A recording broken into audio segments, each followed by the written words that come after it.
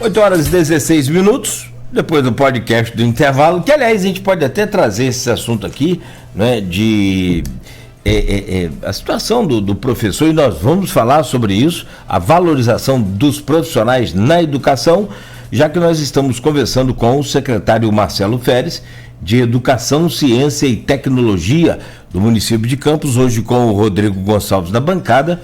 Voltamos no oferecimento de Proteus, Unimed Campos, Laboratório Plínio Bacelar e Vacina Plínio Bacelar. Rodrigo, eu peço a você a gentileza de abrir esse bloco aí, por favor. A gente tinha deixado o segundo bloco para falar um pouco sobre a questão da ciência e tecnologia, até da questão das startups, mas a gente precisa trazer também algumas informações da educação, a gente vai lá e volta, né?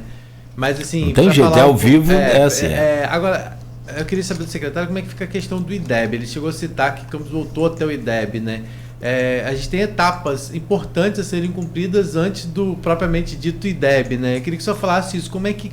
Porque isso representa também um referenciamento da educação e também para a alocação de recursos. Isso é importante se ter esses tipos de levantamento, não é isso, secretário?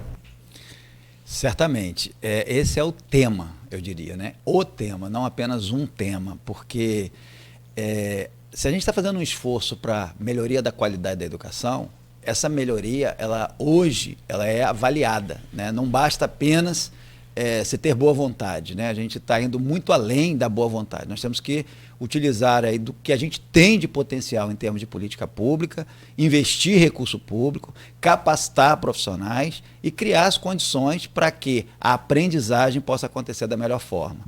E o que a gente está fazendo nesse sentido? Quando a gente criou o Programa de Aprendizagem Eficiente, a gente já falava sobre a avaliação que vai acontecer agora, no mês de outubro, né, que é a avaliação do SAEB, que a gente chama atenção, que é uma avaliação que envolve a aprendizagem dos alunos de 5º ano e do 9º ano. É claro que, se você tiver uma variação absurda, fica até estranho, porque a aprendizagem não se dá de uma forma que você... de um ano para outro, imagine um aluno na sala de aula, né? Ele, num primeiro momento, ele está prejudicado pela pandemia e um ano depois ele já está tirando 10. Bom, alguma coisa estranha estaria acontecendo. Então, o que nós estamos fazendo é criar uma forma sólida de avanço do IDEB. Então, a gente falou mais cedo aqui da questão, por exemplo, do investimento em laboratórios de matemática, ciências, robótica, para tornar mais lúdico, mais interessante. Eliminamos barreiras em termos de aprendizagem, com a própria manutenção, reforma de escola, também a questão de termos condições melhores com merenda, dar as condições para que o aluno possa estar na escola. Também o investimento na parte de tecnologia, como mencionamos aqui, que ainda está em curso, ou seja, nós não estamos fazendo ações pensando nessa avaliação isoladamente, até porque isso aqui não é um fim, educação é processo, é preciso melhorar continuamente. Tudo que está sendo feito hoje, então, vai nos permitir ter resultados melhores, sim, no próximo IDEB de Campos. Então, qual é o histórico, Rodrigo, conforme a sua pergunta? Nós estávamos sem IDEB, assim que a gente assumiu em 2021. Em outubro de 2021, os nossos alunos, mesmo na pandemia, fizeram a avaliação, né? Foi uma avaliação, por assim dizer, sofrível, porque as escolas sequer estavam nas suas mínimas condições de funcionamento. Então, nós voltamos a ter o IDEB, porque uma parcela das escolas que estavam preservadas conseguiu ter lá os alunos, né, para fazer esse processo avaliativo, e são 92 municípios. A gente pegar, por exemplo, alunos do 5º ano, né, nós ficamos na posição de 85, nada confortável. Mas para quem vinha de não ter sequer o IDEB, a gente retomou pelo menos a presença nesse ranking. Chamar a atenção que nós não estamos disputando com nenhum município. O que a gente está disputando é a aprendizagem do nosso estudante, ou seja, a cada processo avaliativo nós temos que estar melhor. Então, ações que já foram feitas nesse sentido. O IDEB é composto de 2 grandes variáveis. A primeira é o fluxo escolar, ou seja, se os alunos estão sendo aprovados, estão aprendendo para ser aprovados, ou estão sendo reprovados em massa. Perdão. Então, essa questão ela foi tratada no ano passado pelo próprio Conselho Municipal de Educação, né, que é uma representação de toda a sociedade, inclusive você tem ali membros do governo, do executivo, do legislativo, da sociedade em geral, que discute a temática da educação no âmbito municipal. E ali ficou tomada uma decisão no sentido de que a gente não teria uma chamada reprovação automática. A gente já discutiu isso aqui numa vinda anterior minha, isso ficou esclarecido, né? E para além da questão do fluxo escolar, sem penalizar, né, os nossos alunos pelo período da pandemia, também a questão da aprendizagem. Então, todo o processo que envolve capacitação, por meio da criação da escola de formação de educadores, agenda de inclusão dos alunos, que são alunos que também fazem um processo avaliativo, e está correto, tem que fazer também. E um conjunto de outras ações que visam preparar esses nossos estudantes. Então, por exemplo, nós já viemos desenvolvendo aí desde 2021 para 2022, né, mais no final do ano, uma avaliação que acontece, realizada pela Universidade de Juiz de Fora, Universidade Federal de Juiz de Fora, né, um setor chamado CAED, que é uma avaliação dos nossos profissionais. Deixa eu tomar um pouquinho d'água aqui para não... Já que você ficou com inveja de mim, porque quem está com a garganta ruim aqui sou eu. Já que passando você ficou... Mas é que a meu aqui é alergia. Pode ficar tranquilo que não é gripe aviar, pelo amor de Deus. Não é falta de água mesmo. Então mas enfim, então nesse sentido a gente está tendo uma avaliação, agora já estamos... para acontecer uma nova avaliação nesse mês de junho do CAED, então a gente faz uma avaliação nos mesmos moldes da avaliação que teremos do SAEB em outubro. Então, o grande ganho para isso, por um lado, a secretaria e as escolas passam a ter uma noção do que os alunos estão aprendendo ou com dificuldade. Você já vai pronto pro... Tem um diagnóstico, né? Por assim dizer. Uma ideia mais ou menos do que você vai. E principalmente para o aluno, ele está treinando um pouco também o que é ter essa noção melhor de como que ele elabora a sua resposta, porque, vamos falar, né, são crianças de 10, 11, 12 anos que estão ali no 5º ano para fazer uma avaliação e muitas das vezes não sabem muito bem aquela coisa de responder, evitando aquele ímpeto de já chegar a marcar, revisar uma questão, porque uma prova, ainda que seja de múltipla escolha, se não tiver um treinamento mínimo de como ela funciona, muitas das vezes a criança pode saber o resultado, saber a resposta e errar na hora de marcar, por exemplo. E é importante chamar a atenção que essas avaliações não são avaliações 0 a 10. Né? Nós estamos falando de avaliações que seguem a chamada teoria da resposta ao item. Ou seja, se um aluno acerta uma questão difícil e erra uma questão fácil, isso é suspeita. Isso é uma suspeição de que ele chutou. E aí o processo avaliativo, ele tira ponto do aluno ao invés de dar ponto. Então o normal é que o aluno, como se ele estivesse subindo uma escada. Ele não vai chegar no último degrau sem ter passado pelo 1º, 2º e 3º. Isso é a técnica mais recente, usada em todo o mundo, inclusive no PISA, né, que é a avaliação internacional de estudantes que existe, e nós seguimos esse mesmo modelo no Brasil. Só que no Brasil isso é mais recente. E nós estamos, enquanto município, também nos adequando a isso. A nossa avaliação do SAEB, ela vai se dar, esse calendário ainda não é oficial, mas a julgar pelo anterior, né, vai ser divulgado agora a julho, agosto, nós vamos ter essa avaliação no final de outubro. Então há um esforço voltado para a recuperação da aprendizagem, voltado para que os alunos possam estar avançando em termos também do processo avaliativo. Não estamos satisfeitos com a nossa recuperação da aprendizagem, deixando bem claro. Temos lutado muito para não deixar turmas sem aula, porque essa é uma questão que acontece, infelizmente. Mas falta professor? Como é que é? Falta professor e a gente tem que assumir esse falta professor e justificar. Né? Ainda ontem, mais uma vez, né, circulei ontem pelo menos umas 5 unidades, uma das questões que a gente estava conversando, na Escola Cláudio Almeida, por exemplo, né, Farol. A gente fez processo seletivo para professor de contrato, né, os professores temporários, mas nós não tivemos, tempestivamente, né, no ano anterior, nós não tivemos os profissionais naquela região. Fizemos contrato, processo seletivo para mediadores, né, para apoiar os alunos com neurodiversidade, deficiência física. Não tivemos inscritos. Aí nós mudamos o processo de contratação por regiões. Criamos uma portaria. Nessa portaria dividimos o município em 7 regiões educacionais. Estamos fazendo agora processo seletivo para professor, processo seletivo para mediador e cuidador, regional. Para quê? Para ter mais chance da gente ter. Então, da gente ter o profissional selecionado. Porque às vezes você tem o profissional, mas ele passou e ele é aqui da área central do município. Aí você diz, eu tenho uma vaga para você em Farol ou em Serrinha. Ele diz, eu vou passar a vaga, não quero. Então, falta o profissional às vezes porque a gente tem gente na lista, mas não tem a capacidade de conseguir encaminhar o Marcelo, vaga. a questão da educação, muito se fala em questão de continuidade para que possa dar certo. A questão de processo seletivo, a gente sabe que ele tem prazo, né, há 2 anos, e muitas vezes aquele profissional que fez um processo seletivo, ele não pode logo fazer outro seguida, não é isso? A lei não permite. E aí isso, a questão de concurso, a gente sabe também que hoje o município passa por um problema complicado, né, a gente sabe da questão orçamentária, a gente viu agora a apresentação do orçamento, por exemplo, e a gente viu que pelo menos 1,2 bi está direcionado à folha de pagamento e encargos sociais num orçamento de 2,7 bilhões, mais ou menos, né? Ou seja, 40% quase aí, né? Fazendo percentual que você falou. Tá vendo como é útil o tempo todo? Espero ter acertado. E a gente sabe que isso é complicado. Realmente não há perspectiva de um concurso, pelo menos assim, nas conversas que você fala, pelo que você avalia, isso ainda realmente é uma questão que não dá para ser pensado? Eu acho que são necessárias diversas estratégias. O concurso é uma delas, mas eu acho que não é a única. Sim. Quando eu penso no recorte aqui da educação, a gente tem dialogado bastante, pensado.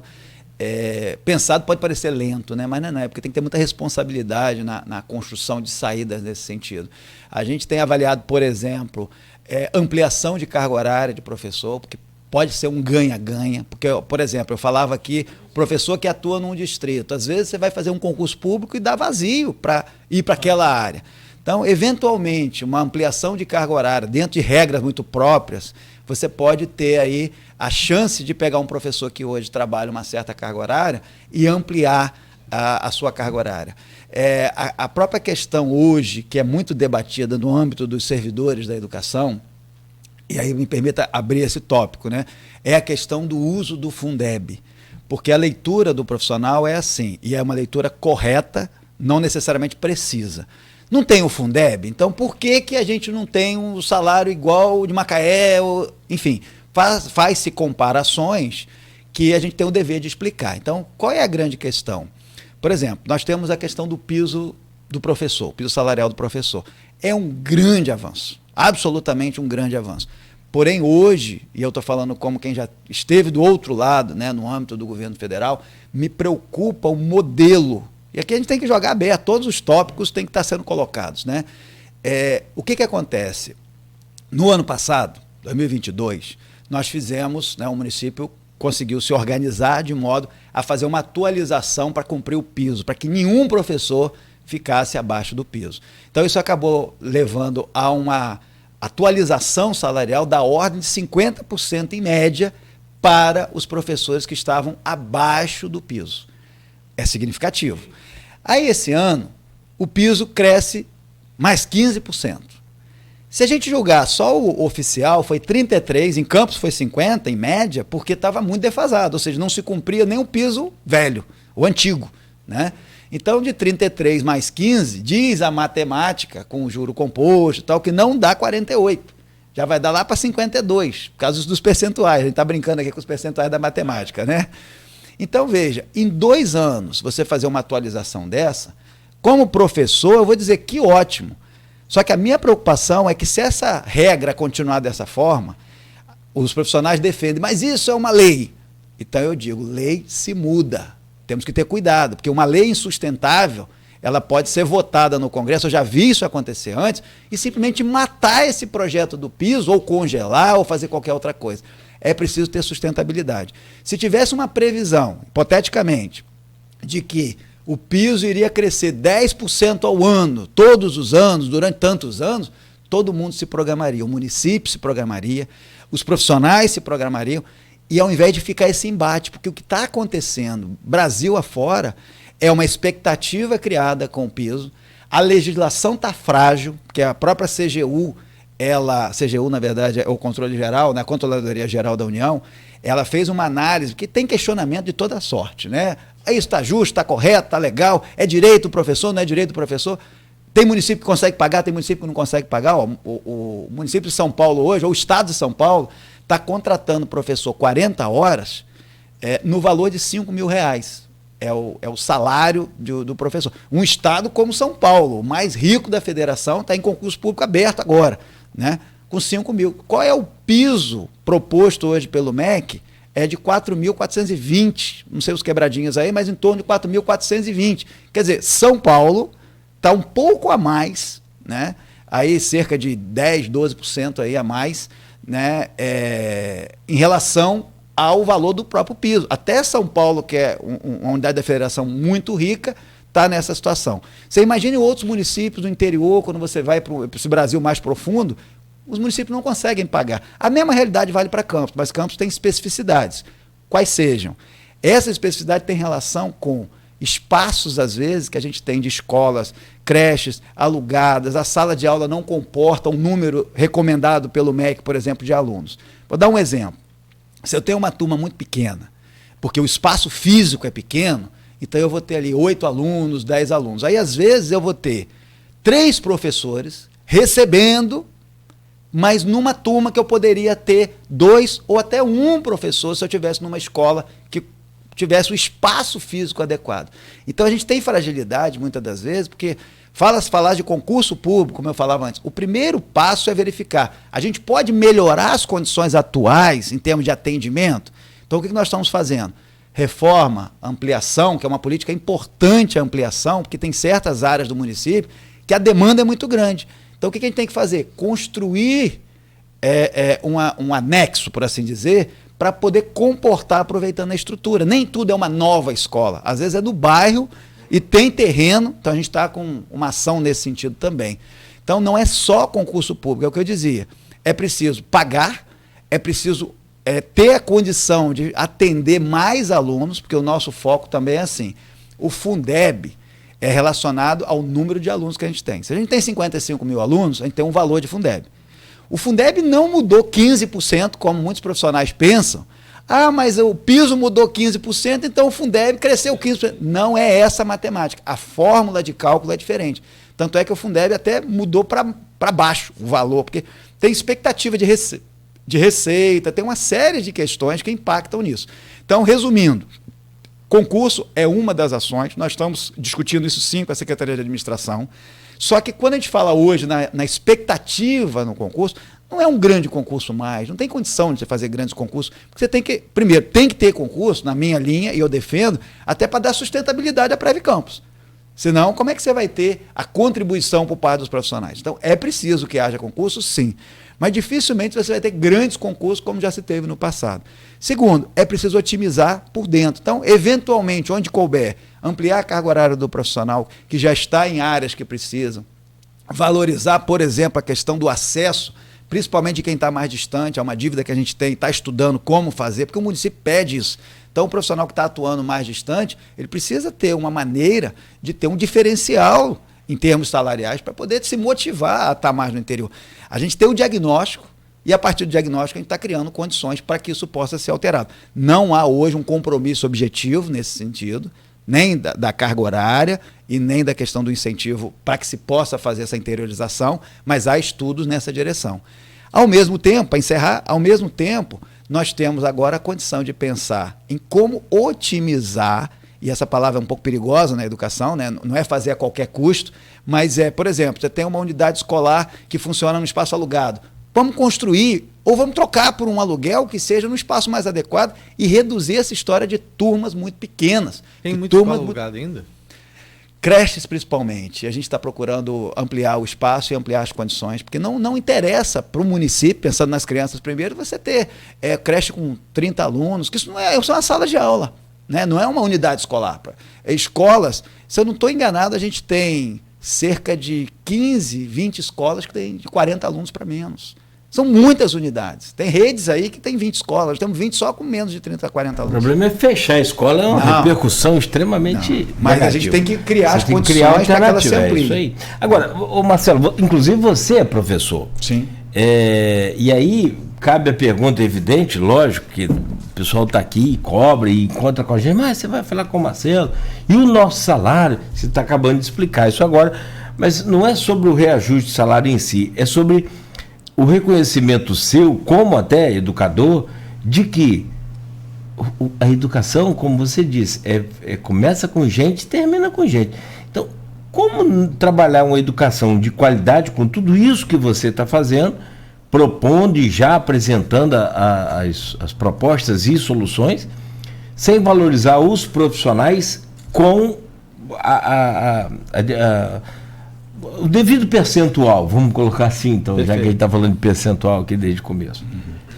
É claro que essa questão é uma das questões, vamos dizer assim, mais complexas de se lidar, porque as pessoas trabalham, elas investiram, né, tempo para aprender, o professor principalmente, ele continua estudando, continua aprendendo continuamente, então é um esforço que vai muito além do tempo na sala de aula, mas ao mesmo tempo a gente tem que considerar o seguinte, eu posso trazer essa questão por duas dimensões distintas. A primeira é entender que também é um processo o resgate e a valorização. Por exemplo, quando nós assumimos em 2021, professor de contrato, no meio da pandemia, simplesmente o contrato foi interrompido. Era como se alguém pudesse ficar sem se alimentar, porque você faz uma programação, todo mundo tem despesa mensal, vê a pandemia e naquela ocasião os profissionais foram deixados em casa. Ó, não vai ter como pagar, vocês voltem para casa. Eles já estavam, né, contratualizados ali em ter aquele trabalho. Foi assim que a gente iniciou. Então você fala, falta professor? Olha a realidade que a gente pegou. Além disso, a regência foi cortada, né, a regência de classe, porque a lei dizia que o modelo para a regência de classe é estar em sala de aula. Quando nós assumimos, o prefeito honrou o compromisso. Logo no primeiro mês, em fevereiro, iniciadas as aulas, nós mandamos para a Câmara uma mudança na lei que mudou esse critério, que é se a questão é sala de aula, não, o professor está em atividade de aula. A atividade pode estar remota, pode estar presencial. Então retomamos ali, né? Depois disso tivemos a questão dos 3%, porque é importante entender o que é piso, né? E entender também que nós temos, para aqueles que são servidores concursados, você tem ali um plano de cargos. Isso vale para professor e pedagogo, mas não vale para os demais profissionais. Isso é outra questão que está em estudo por nós, de também pegar os demais profissionais da educação e trabalhar um plano de cargo, carreira e salário próprio para esses profissionais que hoje estão dentro do plano geral da prefeitura. É uma outra ação que está em desenvolvimento. Então, veja, como que a gente avança nesse sentido? Fazendo com que aqueles direitos que já estavam dados sejam honrados. Então, por exemplo, a questão que é muito comentada, né, no dia a dia, chamadas letrinhas, Nogueira. A letrinha, na verdade, é a chamada progressão horizontal, ou seja, de tempo em tempo, você tem um processo avaliativo, né, do profissional. Isso ficou paralisado desde 2016. Então, quando os profissionais dizem ficamos 7 anos sem reajuste, não estão mentindo, é verdade. É duro isso, mas é a realidade. Agora, colocar tudo na conta de 1 ano, 2 anos de gestão, que também, isso aqui não é um paraíso, de repente agora, antes não se fazia porque não queria e agora não se faz porque não se quer. Não estão falando disso. Cada passo está sendo dado. Então a progressão horizontal, ela foi honrada para aqueles que estão na carreira do magistério, né? Então são as letrinhas. Os 3% que eu mencionei foi feito já em 22, está sendo feito agora também em 23. Ah, mas é muito pouco. São os direitos contratualizados, ou seja, a prefeitura está cumprindo a sua parte. E agora está previsto também, a gente está verificando junto à própria Secretaria de Administração também, que é uma mutação de parceria, né? As pessoas às vezes falam assim, ah, mas a Secretaria de Educação fica transferindo a responsabilidade. Não, eu falei desde o início, é interdependente, a prefeitura é um corpo, né? O braço não está solto do corpo, né? A perna não está solta do corpo, todas as partes se interagem. Então, a questão da progressão vertical, porque temos muitos profissionais que fizeram pós-graduação, fizeram mestrado, outros estão fazendo doutorado, eles também têm, na previsão do plano de cargo, esse direito. Esse é um dos únicos direitos que ainda não foram aprovados para que sejam pagos, mas que está na pauta desse ano em análise para acontecer agora no segundo semestre. Então, veja, uma coisa é cumprir os direitos. Aí vem mais um, que é o quê? O piso. E o piso? Não enrola não, e o piso? Né? Quem está ouvindo, e principalmente os professores que se sentem assim nessa questão. Uma pergunta para você. Pode você passar. Lê os comentários lá depois? É porque você está falando aí. Você é professor, você sabe, cara. Pode colocar os comentários. Não, estou falando lá nas suas lives. Sim, ali tem também muita coisa. Porque você está falando igual aos comentários lá. Não enrola não, secretário. Solta o piso. É isso aí. Não, porque o que acontece? E a gente lida muito bem com essa questão de rede social, até para deixar o recado, se alguém às vezes quer mandar a mensagem, é Marcelo M. Férez no Instagram, e a gente está lá para interagir, dentro do nível de respeito mútuo, né? Porque às vezes as pessoas ficam meio irritadas e aí não dá para a gente manter diálogo quando as pessoas não estão com a temperatura adequada. Mas Inclusive, eu tô a gente vai sempre... falar sobre isso, que foi um recado que você deu na Câmara quando você esteve lá recentemente, em relação a isso, né? A questão do respeito. Depois você me lembra aí, a gente fala. Então, qual é a grande questão que eu vejo nesse sentido? É que a gente está nesse processo de resgate, mas a gente também respeita, ainda ontem, também conversando com uma professora, se eu não me engano, Silvia é o nome dela, manda até um abraço para ela, a gente conversou e ela falou, Marcelo, eu estou há 20 anos, não estou há 2 anos.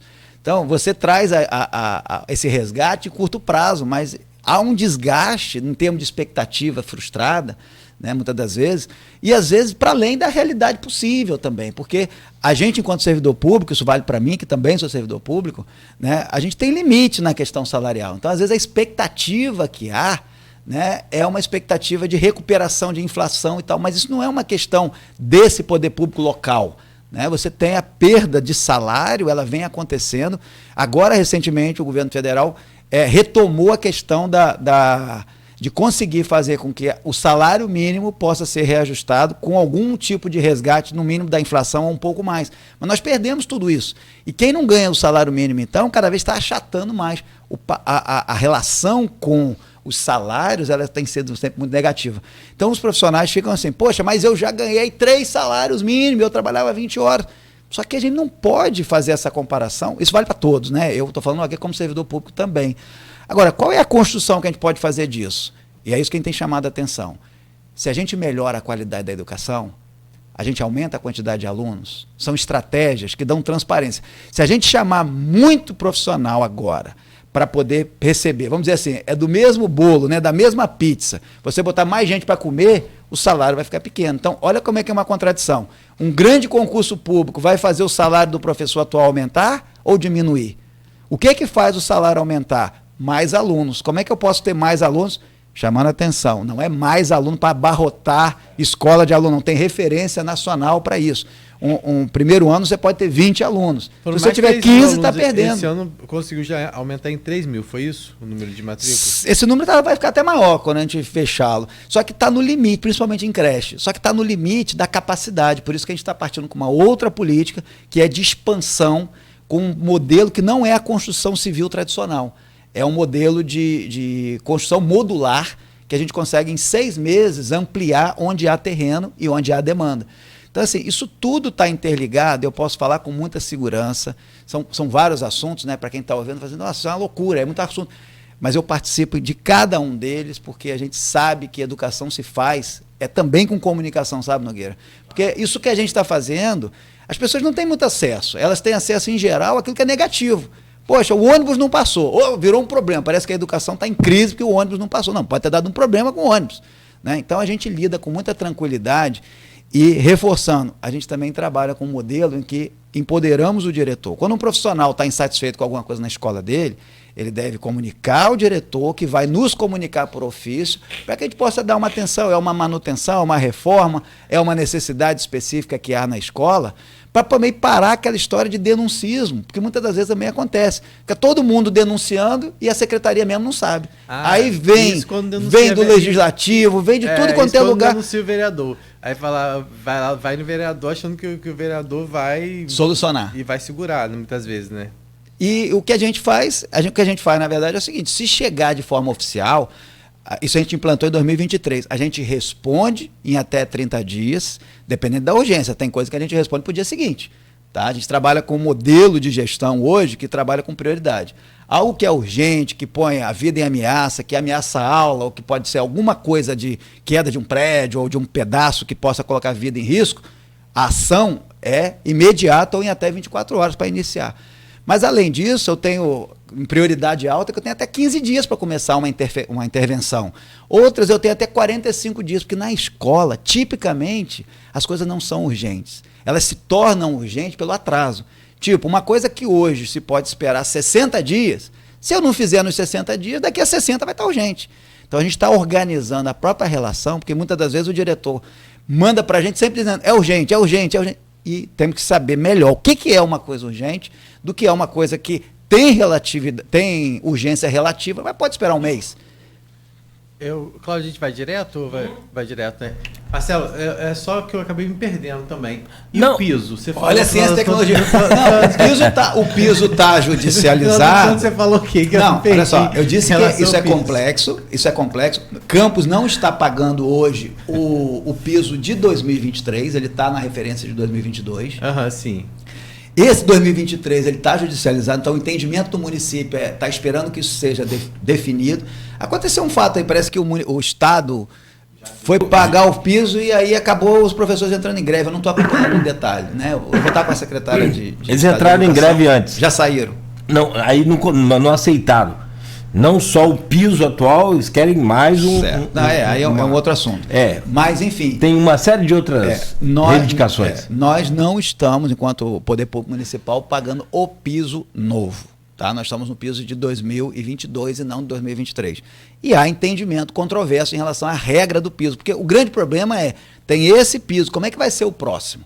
Porque a gente recebe de Fundeb, uma conta rápida, em torno de R$5.000 por aluno. Então, se eu amplio o aluno, eu tenho mais Fundeb. Se eu reduzo o aluno, eu tenho menos Fundeb. E a gente tem um compromisso de destinar 100% do que a gente recebe de Fundeb para pessoal. A previsão é de 70%. Olha os percentuais aí. E nós temos o compromisso de chegar a 100% do Fundeb destinado a pessoal. Essa é a nossa lógica. Então, tá certo. A gente separou o segundo bloco para falar sobre ciência e tecnologia. A gente não conseguiu chegar até lá. Mas falar de pessoal é importante, sim. Muitos dos nossos educadores estão nos acompanhando. E aí tem lá no grupo a Silvana Venâncio mandando, perguntando se hoje os profissionais de educação estão satisfeitos com a sua gestão. E você acabou já falando aqui, né, de algumas coisas. Sempre vai haver questionamento, mas pelo menos diálogo está tendo o tempo todo, né, que você colocou aí, né? Eu acho que agradar a todos nem tem essa expectativa. Eu acho que a gente está trabalhando política pública para múltiplas dimensões. Certamente, quando a gente sai, visita as escolas, a gente tem assim, muito de reconhecimento de que há um trabalho sério, mas quem está na gestão pública tem que estar preparado para a crítica, né? Então, toda crítica, sobretudo construtiva, que propõe, ela é sempre super bem-vinda. Mas a gente não está aqui só para agradar, não. A gente está aqui efetivamente para ajudar a transformar com a ajuda dos educadores. As decisões, às vezes, não são tão agradáveis. A gente também tem lá um comentário feito pelo Edmundo Siqueira, perguntando a iniciativa em relação à história regional e o aplicativo que deverá ser desenvolvido para a iniciativa. Aliás, eu faço isso, desculpa, Rodrigo, te interromper. Não, eu falo isso todo dia. Como é que um município vai ter turismo, vai ter cultura, se nós não conhecemos a nossa história? Não da sua época, mas nós chegamos aqui a estudar a história do Paraná, em alguns momentos. É um negócio meio cabuloso. Eu acho o Paraná maravilhoso. Para eles, principalmente. Mas o maravilhoso para nós é o nosso. A história do Brasil é fantástica, mas a nossa história, a micro, e que é uma mega história, poxa, nós temos aqui patrimônios históricos, culturais lindos, fantásticos. O Edmundo está nessa ideia também, teve com você lá. Sim. E a gente sempre cobra. Aliás, não é a primeira vez que eu falo isso com você e nem com tantos outros que já passaram. Por que nós não temos a nossa história na grade curricular do município, de forma efetiva? Não só visitação a museus e essa coisa que são pontos importantes, mas sobretudo no conteúdo. Bom, primeiro mandar um abraço para o Edmundo. Ele esteve comigo sim recentemente, junto com a assessoria do Dr. Edson Batista, vereador, né, que está responsável aí justamente por essa parte de ciência e tecnologia no Poder Legislativo, na Câmara de Vereadores. E pudemos ter uma boa discussão associando, né, a dimensão da história, da cultura de Campos e também da dimensão tecnológica. Então tivemos ali a oportunidade de fazer um processo de cocriação, por que não dizer, né, pensando em como a gente pode valorizar o que a gente tem de conteúdo histórico, né, sociocultural efetivamente, turístico, mas ao mesmo tempo eu penso que a gente pode tratar isso em dimensões complementares. Por um lado, a produção desse conteúdo sob a forma de materiais físicos mesmo, né, livros, materiais que tornem mais interessante e atrativo conhecer a nossa história. Isso é fundamental. Estou pensando, inclusive, num projeto nesse sentido, que a gente possa estar valorizando aquilo que a gente tem da nossa história numa dimensão que é a dimensão física. ou seja, produção de livros e tal. Isso é muito bem-vindo que a gente possa produzir, e essa produção ela tem que partir daqui para aqui, ou seja, de alguma maneira ela tem que ter a participação de quem é da cidade, quem é historiador, quem conhece essa realidade. Não posso ter esse livro sendo escrito por pessoas de fora da cidade. Então, acho que faz sentido um projeto literário nessa perspectiva de produção de conteúdo histórico, da nossa história, cultura, turismo, enfim. Essa é uma dimensão. Mas na conversa que nós tivemos lá, já que a gente estava falando também de ciência e tecnologia, história e tudo mais, nós pensamos uma ideia que talvez seja mais atrativa, ou seja, as ações elas se complementam, elas não substituem ou sobrepõem.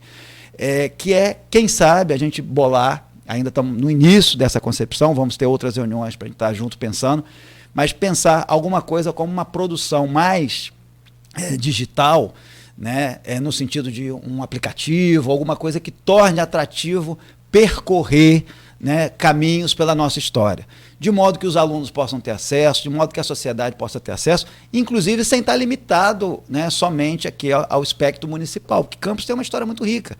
Então, se a gente vai olhar aí... Né, você diz o quê? Um aplicativo para acessar... Um aplicativo que a gente possa torná-lo atrativo tour aos virtual, estudantes. uma coisa assim? Tour, a história sendo contada, uma narrativa sendo contada. Ou seja, é uma ideia ainda nova, né, embrionária, mas que possa dialogar conteúdo com forma. Porque a gente chegou a uma visão compartilhada ali que os alunos hoje estão todos de alguma maneira interessados em buscar pela via da tecnologia digital o aprendizado. E eu não defendo a substituição do material físico em absoluto. A gente até fez um projeto, né, que é a biblioteca em casa, para os alunos terem os autores clássicos para estar estudando e os professores na escola acompanhando, direcionando esse tipo de leitura e aprendizagem. É necessária a leitura. Ninguém que não sabe ler ou tem habilidade com leitura consegue se dar bem no mundo digital. Isso é um pré-requisito. Então, não há que se falar em substituição.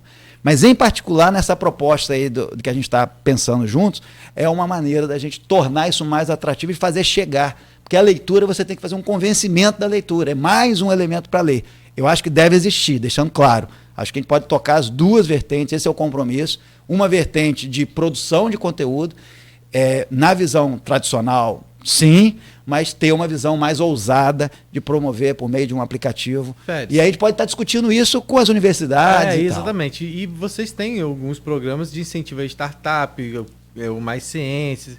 Não tem como, por exemplo, aproveitar essa mão de obra do que vocês, de uma certa forma, estão fomentando para desenvolver essas tecnologias que vocês precisam muitas vezes? Mas que bola que passe bem dado que você fez, né? Primeiro você fez a pergunta aí, né, do Edmundo, já preparando para a questão da ciência e tecnologia. Eu acho que é a primeira vez que eu estou tendo algum espaço para falar de ciência e tecnologia aqui. Porque antes a gente só falava, era a merenda, era o uniforme, era aquilo outro. É isso aí. Mas enfim, perfeito. Inclusive, no último sinal sábado... de que as coisas então começaram a ser resolvidas? Se não está falando de... Sinal de que tem um outro sinal. Eu não sei qual é ainda.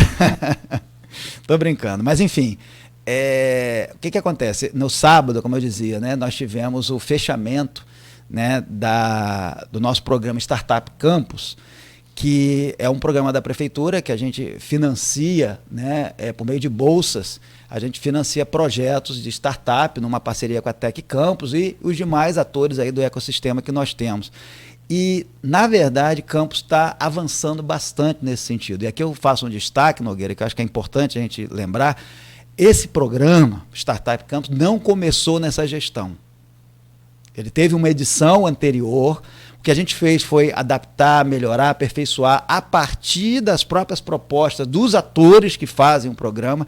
E quando eu falo isso com orgulho, é para dizer que política pública a gente preserva, melhora e avança. Imagine se a gente fizesse o mesmo que a gente está defendendo agora, mas no sentido oposto. Tipo, não, esse programa não serve, vamos criar um do zero. Não.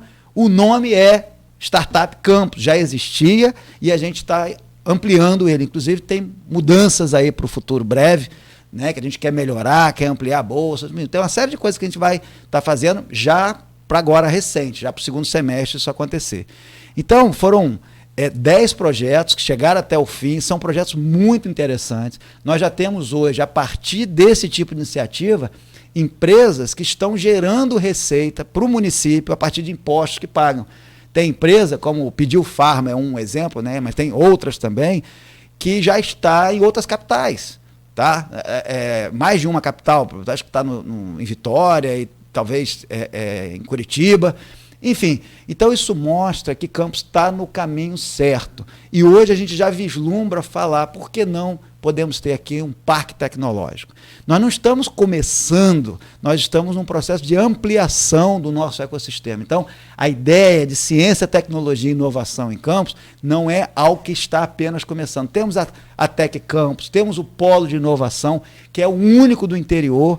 E todas essas áreas têm profissionais que já têm uma experiência de como fazer esse processo de amadurecimento. A participação do SEBRAE, né, ela também está muito próxima. Então, veja, falar de ciência e tecnologia em Campos e inovação não é assim, uma coisa para o futuro. É do presente para uma construção de um futuro melhor. E se a gente está falando de uso de tecnologias digitais na educação, é um caminho para que a gente possa avançar por meio de projetos que envolvem o professor da nossa rede municipal, projeto que envolve as universidades, que é o projeto Mais Ciência, que a gente paga a bolsa de iniciação científica para os alunos, o município. Não são todos os municípios que fazem isso, é importante deixar claro. Então tem uma vertente de ciência e tecnologia que a gente está ajudando a consolidar e que vai perdurar por muito mais tempo. Essa é a ideia. E a gente tem sempre aquele olhar de que não dá para isso ficar centralizado somente no governo, porque governos passam, a sociedade precisa assumir. Então esse ecossistema de ciência, tecnologia e inovação, ele nos ajuda no sentido de estar sempre trazendo feedback, contribuindo, colaborando, né? Mandar um abraço para o nosso amigo Nogueira, que eu sei que é seu amigo também, o Henrique da Hora, que é sempre um grande parceiro. Irmão, parceirão. Foi meu aluno, com muito orgulho, né? Foi seu aluno e hoje é colega, professor, mas hoje é alguém que eu que sou o aluno dele. Né? Muito bom. Conhece muito e a gente troca muita figurinha. Aliás, ele já comentou aqui, pediu para falar sobre o Rodrigo perguntou. Tá certo. Então, nesse sentido, nós estamos avançando. Campos hoje já vislumbra, né, avançar na direção de um parque tecnológico, trocando experiência em locais que, a partir de locais que já têm resultados positivos. Nós temos o Porto crescendo, nós temos uma realidade hoje em termos de mercado que está diferente, né? Então é preciso a gente também se antecipar nesse sentido. Chineses tiveram aí, mas foi para produção de energia solar, alguma coisa. Tem energia solar, tem muita coisa que está sendo avaliada. A cidade deles é uma cidade, é um Vale do Silício, considerado o Vale do Silício, como nos Estados Unidos. Né? Essa cidade natal deles, daquele grupo de 8, parece que teve em Campos, é justamente isso, esse parque tecnológico. Mas eles vieram, acho que, para investimento na área de energia. São vários acordos. Vários fins, né? Mas veja, se Campos começou, está persistindo, a gente está tendo mudança nessa perspectiva. Você tem mudança de governo e continua com aprimoramento. Eu estou chamando a atenção para isso enquanto política pública de Estado. Isso não é o comum. E eu posso afirmar para vocês, fazendo um paralelo, por que você tem em Sobral um nível de educação tão elevado? Porque você não tem solução de continuidade, não tem essa história, troca o governo e começa de novo. Então, o que eu estou defendendo aqui, que esse governo está fazendo em relação à ciência e tecnologia, foi, honestamente, uma das pouquíssimas coisas que a gente encontrou pronto, a gente está ampliando e potencializando. A gente espera que isso aconteça também no município para outras políticas, no futuro, né? Se a gente pensar aí que política pública você não interrompe, você aperfeiçoa ela, então não dá para pensar numa agenda de ciência, tecnologia e inovação que é o governo que puxa, que centraliza. O governo ajuda, o governo tem que estar presente com aporte financeiro, mas você tem que ter um ecossistema que se estabelece onde o governo é um dos players, né? É um dos participantes, mas não pode ser ele que centraliza, porque há gestões e gestões. Na primeira dificuldade que tiver, do ponto de vista orçamentário e financeiro, separar tudo, então não dá. Então a gente quer ampliar a bolsa, mas a gente vislumbra que em algum momento você vai ter os parceiros empresariais também financiando. Simbolicamente tem que financiar, simbolicamente tem que se comprometer para que a gente possa estar trazendo problemas reais. E para responder a sua pergunta, você me disse, Marcelo, e essa questão aí em relação à própria questão que eu falei do aplicativo e tal? No sábado, nessa agenda que eu estava, eu fiz essa provocação. Falei, olha, a educação é um território cheio de questões que precisam ser trabalhadas em termos de inovação. O exemplo que a gente começou essa entrevista falando aqui da experiência da Finlândia com o EduTem, será que não tem espaço para a gente fazer uma ferramenta nossa?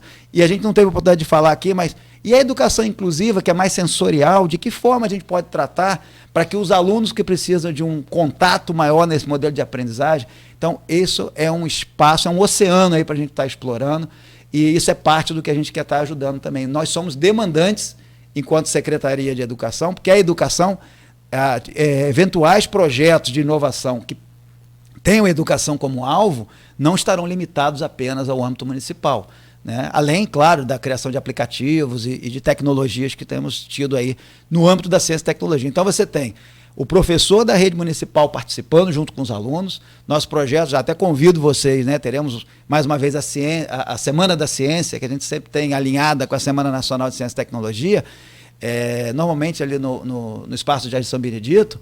Poxa, nós tivemos a melhor, que foi no ano passado, historicamente. Por quê? Por conta dos laboratórios. E esse ano será melhor ainda, então a gente vai ampliando. Já começa por aí e vai ampliando. Aí nós temos os nossos alunos do ensino fundamental também, os professores, aí a bolsa no Mais Ciência, né? Na escola, o Mais Ciência com as universidades. Esse trabalho integrado, chegamos no fomento também ao empreendedor.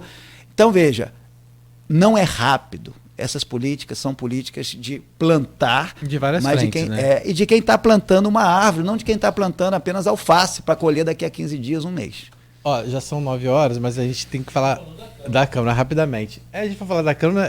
O Marcelo teve recentemente lá, inclusive dando explicações sobre o Fundeb. Ele está sempre demandado em relação a alguns assuntos lá. Às vezes alvo de algumas colocações que passam, às vezes, né, deixam de ser e se tornam até meio que pessoais, assim, em relação à questão de comportamento, colocando até em dúvida a sua postura, o seu caráter, né? E isso você também tem se posicionado, né, muito firmemente em relação a isso. Mas as demandas que aparecem na Câmara quase sempre estão relacionadas à questão dos profissionais, remuneração salarial, algumas coisas pontuais em relação ao transporte universitário, que eu acho que é uma coisa que está sendo resolvida também. Questão de falta de vaga muitas vezes vem sendo colocada, e questão estrutural, que foram questões que você já colocou nessa entrevista, a gente for ficar retomando. Mas eu queria que você falasse como é que é essa sua relação com a Câmara, como que você vê as críticas. A gente tem lá uma pessoa que é colocado como a pessoa que carrega a bandeira da educação pelo grupo de oposição em situação, que é o Maicon Cruz, que no histórico dessa relação, algumas pessoas falam do interesse que ele tinha de assumir a educação, e nisso virou uma coisa meio que pontual em relação à sua gestão. Como é que é essa sua relação com a Câmara hoje, em relação a tantas demandas quanto em relação às críticas, esse diálogo, esse caminho? Como é que é? Se eu fosse colocar numa palavra, seria uma relação tranquila, mas vou detalhar um pouco mais. Primeiro, o cargo de secretário de Educação é um cargo político, né? Secretário é um cargo de definição direta do prefeito, que é alguém eleito pela população. E cabe ao prefeito fazer a escolha do seu secretariado. Então, se é um cargo político, naturalmente ele precisa também ter uma interação contínua, sob demanda ou sob necessidade, ou a qualquer tempo, também com o Poder Legislativo, também com o Poder Judiciário. Então a gente interage com todos os atores que de alguma maneira têm interesse no assunto educação. Isso é dever de ofício de qualquer secretário, e em particular, no meu caso, na área de Educação, Ciência e Tecnologia. Então, a relação que a gente tem, se a gente for tratar assim, com o Poder Legislativo, é uma relação tranquila. O que eu quero dizer com isso? A gente tem propostas de leis que partem até da educação originalmente, que vão chegar no Executivo, ser aperfeiçoado para que possa caminhar. Atualmente nós temos aí vários projetos de lei que vão, ou já foram, ou estão em processo de ser encaminhado da Procuradoria para o Poder Legislativo. Então, é necessário esse diálogo. Eu já estive 2 vezes na própria Câmara para poder estar trazendo ou levando as informações relativas à educação. E é claro que o ambiente político, ele muitas das vezes admite que se tenha visões favoráveis no olhar de situação, porque compreende por dentro os esforços que estão em desenvolvimento, e você tem visões desfavoráveis, né, a esse olhar de educação, que é o meu caso, por onde eu respondo, que é justamente a visão de oposição, que vai procurar chamar atenção para algo que não necessariamente é o que está sendo priorizado. Eu comecei essa entrevista dizendo, gestão pública é prioridade. Não dá para você fazer tudo a um só tempo. Então a gente tem as nossas prioridades e elas são públicas. O PAI, a gente começou a entrevista e termina falando Programa de Aprendizagem Eficiente, é um decreto do prefeito. Quem quiser saber o que é, pode procurar, porque isso é público, não é uma invenção. Foi uma invenção, entre aspas, no sentido de condução, mas que virou um compromisso, né? Então veja, essa relação institucional, e é uma relação na visão de ter situação e oposição, isso é absolutamente natural, por isso para mim é tranquilo. A crítica também é tranquila, porque a gente não está aqui só para agradar. Não é possível, porque os interesses eles são conflituosos. E interesses legítimos, absolutamente éticos, são conflituosos.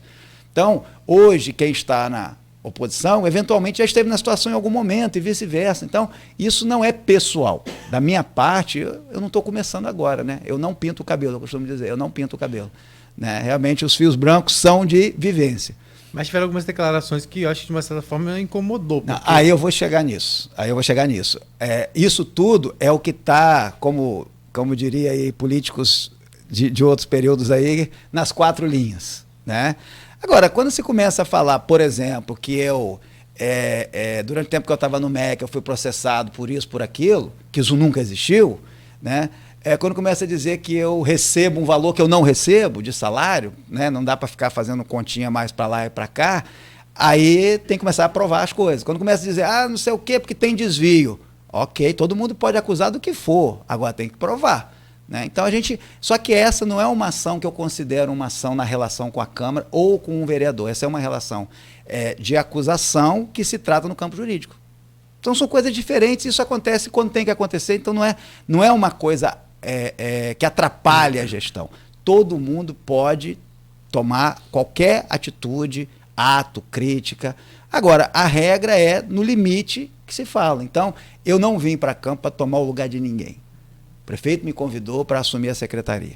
Eu me lembro que eu tive, logo no início, né, na gestão aqui, havia uma suspeição, talvez eu não ficasse, acho que no início de 22, que eu não fosse continuar como secretário. De 2022. Eu sempre falei, olha, o cargo, a mim confiado, ele é do prefeito. O cargo de secretário, né, ele é dado pelo prefeito, porque até então a minha relação com o prefeito faz com que o prefeito entenda que eu deva ficar. Se ele quiser trocar, o cargo é dele, o eleito é ele. Né? E nós estamos caminhando para o fim de gestão, de repente, né, a expectativa de substituição lá na frente, como for, isso tudo vai depender de quem vai ser o prefeito. Nós não sabemos quem vai ser o prefeito numa próxima eleição, menos ainda quem vai ser o secretário.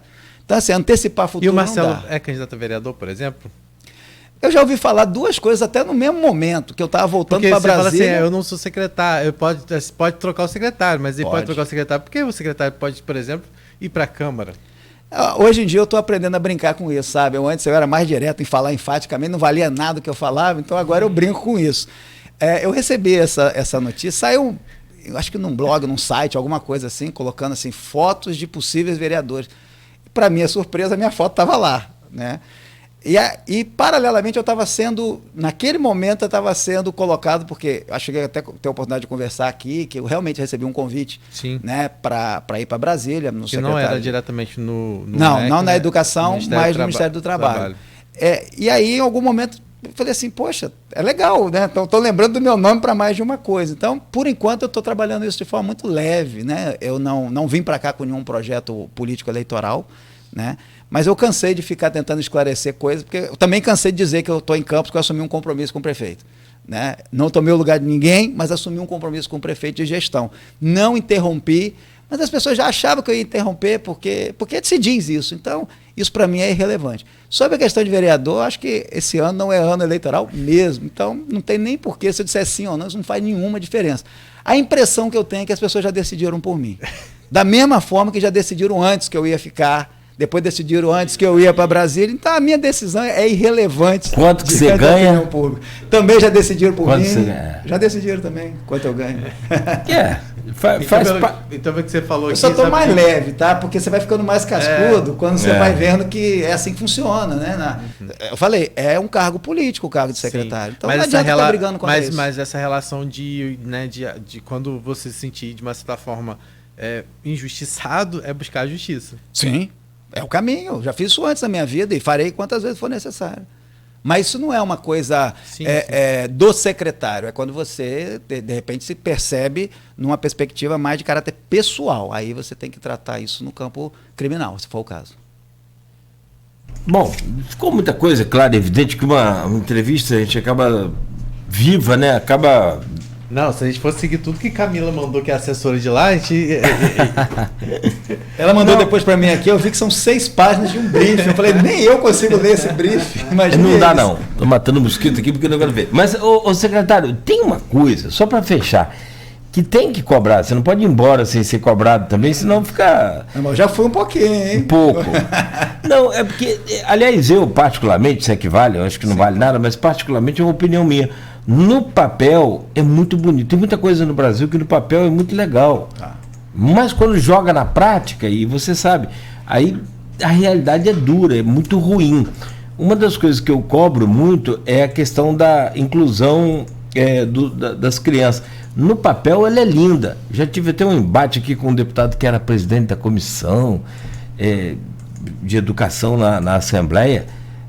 Ainda na Continental, né, Beto? E aí, acho que ele estava aqui ao vivo, mas eu falei, ele não concordou. Não é questão de concordar, é questão de realidade. Eu não estou aqui colocando só o que eu penso, é a realidade. No papel, a inclusão social ela é fantástica. Mas na realidade a gente tem algumas carências e deficiências que você deve conhecer bem, sabe tudo que se passa na rede. Como, por exemplo, a ausência de profissionais para cuidar desses alunos. E não é um profissional por cada aluno, senão aí fica impossível. Até porque a pandemia transformou a realidade da população em termos de economia. A classe média que existia já não existe mais com tanta expressão quanto tinha. E aí lança mão de quê? Economizar do que puder, e educação, se tem uma educação acessível na rede municipal, vamos para lá, que foi o que aconteceu. Houve um crescimento muito grande. Então, tem uma demanda de profissionais. Hoje, você está ciente disso? Como é que de cuidadores, né, que se determina aí o nome correto? Mediadores. Então, como é que está essa demanda? O que você pretende fazer? Se está dentro do que a secretaria já pode fazer ou se tem alguma ação para aumentar esse número de mediadores? Vou aproveitar para fazer uma propagandazinha minha aqui, se você permitir. Bora. Mais cedo eu falei do meu Instagram, né, Marcelo M. Feres, mas agora eu vou chamar a atenção para um programa que a gente faz semanal, chamado Hora da Educação, que é um programa de entrevista que eu... Para mim não precisa, porque eu tenho que ver mesmo sem querer. Em casa, ela assiste, né? Tudo. E Hora da Educação, quem quiser pode procurar no YouTube ou no portal, né, do PAI, Programa de Aprendizagem Eficiente. Por acaso, por que eu estou chamando a atenção para isso? Porque hoje vai ao ar esse programa, né, à noite, às 19 horas, que é justamente a entrevista que eu fiz com a nossa coordenadora de Educação Inclusiva e também diretora da nossa escola de aprendizagem eficiente. Nossa de aprendizagem inclusiva. Então, a nossa pauta nesse sentido, ela é feita com muita sensibilidade e com especialistas, tá? A Carol Carmo, que é a nossa coordenadora, ela é uma pessoa que tem conhecimento muito profundo, né, do seu ponto de vista científico, e me orienta muito, né? Então nos deu condição de propor uma escola inovadora, né? Uma escola de aprendizagem inclusiva não é uma cópia de algum outro lugar. A gente olhou outras realidades e nós temos hoje funcionando na Cidade da Criança com aproximadamente uns 70 alunos. Ela não tem nem um ano ainda, essa unidade escolar. Ela é bastante nova e é bastante inovadora e tem uma parceria com a área de saúde também, com a Secretaria de Saúde. Paulo Irano, mandar um abraço para ele também, é um grande parceiro, e todo o pessoal da saúde nos ajuda muito nesse sentido, para que a gente possa fazer e melhorar cada vez mais. Então, a gente vai estar falando hoje detalhes sobre como a agenda da educação inclusiva está sendo desenvolvida, né, na nossa rede municipal via esse programa Hora da Educação, né, no YouTube. E aí o que acontece? A gente hoje tem algo que foi feito no ano passado como lei, a gente não tinha isso, que é a lei de contratação de mediadores e cuidadores. Fizemos mais um processo seletivo, estão sendo chamados esses profissionais. Só que, de novo, a gente teve que fazer uma mudança em relação ao processo do ano passado, porque a gente não consegue profissionais para todas as áreas do município. Veja que eu falei mais cedo sobre isso também, essa questão do incentivo de alguma maneira, enfim, para quem vai para o interior, vai para os distritos, porque a gente não consegue, até pela questão do transporte público, também ter dificuldade nesse sentido. Então, qual é o caminho para isso? Primeiro, a gente tem hoje um processo que nos permite contratar esses profissionais. A gente tem um formato de capacitação continuada desses profissionais lá na Cidade da Criança, toda semana tem capacitação, né? A gente tem a própria escola, né, de aprendizagem inclusiva. Então, os nossos alunos, né, estão lidando com um processo de convivência permanente, deixando claro, não é só para aluno deficiente ou com neurodiversidade, é para todos os alunos em idade de alfabetização, ali de 3 a 8 anos. Então, não é para procurar a Cidade da Criança, é o aluno da nossa escola, então ele faz lá o encontro 2 vezes por semana, normalmente, de maneira complementar. Ele já está matriculado na nossa rede municipal e ele tem um atendimento nessa unidade. E é uma condição que os pais participem, porque a gente entende que é preciso também haver uma sensibilização, uma orientação também aos pais. Então, veja, nós estamos avançando dentro daquilo que é possível, porque a gente vive numa sociedade que tem preconceito, e o preconceito muitas das vezes vem do desconhecimento. Então, o primeiro passo é fazer conhecer. Então, criação dessa escola, assim como a outra escola de formação de educadores municipais, são formas da gente dar visibilidade. Os nossos professores são convidados a fazerem cursos relacionados a isso. Então, Libras, né, vários cursos que sejam relacionados a lidar com a questão da criança com neurodiversidade, com autismo, também estão disponíveis para os nossos profissionais. Então, é um modelo de gestão que não é rápido. Então, quando você chamou a atenção, Marcelo, os desafios são grandes, absolutamente, mas nós temos que ter um contínuo, não pode retroceder. De novo, é uma política pública que está em processo de desenvolvimento, sendo aprofundada. Quanto mais o tempo for passando e a gente continuar fazendo desse jeito, maiores são as chances de a gente fazer melhor, reduzir a dificuldade de convivência muitas das vezes. E a falta de profissional não é pela falta de chamamento. Nós temos condição, por lei, de contratar o profissional. Não é exclusivo, você falou bem, não tem que ser exclusivo, porque nós não estamos querendo ali colocar artificialmente uma criança dependente. Pelo contrário, a gente quer uma criança autônoma. E para ela ser autônoma, ela tem que ter o momento dela. Então, o mediador pode estar com 2, 3, 4, atendendo 2, 3, 4 estudantes, e isso é bom. E eu falo isso a partir de especialistas, né? Não estou aqui chutando e nem querendo dizer assim, para economizar. Não é isso. É porque a criança não vai ter um mediador 24 horas por dia. Então, é importante que ela aprenda a ter autonomia desde cedo. Então, o papel do mediador é de ajudar nessa transposição do conhecimento, do saber que tem na sala de aula. É claro que alguns pais vão dizer assim, mas a situação de cada criança é diferente. E a gente respeita tudo isso. Ainda que cada caso seja um caso, a mediação ela não é um processo que leve a uma dependência. Ao contrário, o objetivo é justamente fazer com que se possa ter mais autonomia. Então, essa é uma agenda que a gente está evoluindo, a gente está contratando os profissionais e áreas que a gente tem mais dificuldade, a gente está fazendo um processo seletivo regionalizado. Eu garanto que eu vou ter em todo lugar? Não garanto, porque eu dependo da inscrição dos profissionais.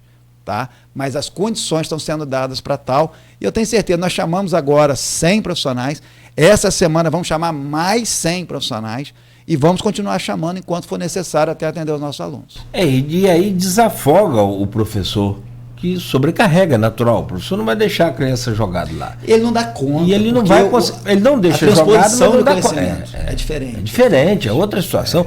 Não só ele não vai deixar a criança jogada lá de qualquer maneira, como também não vai dar conta de toda a turma com, né, a sobrecarga dessa função.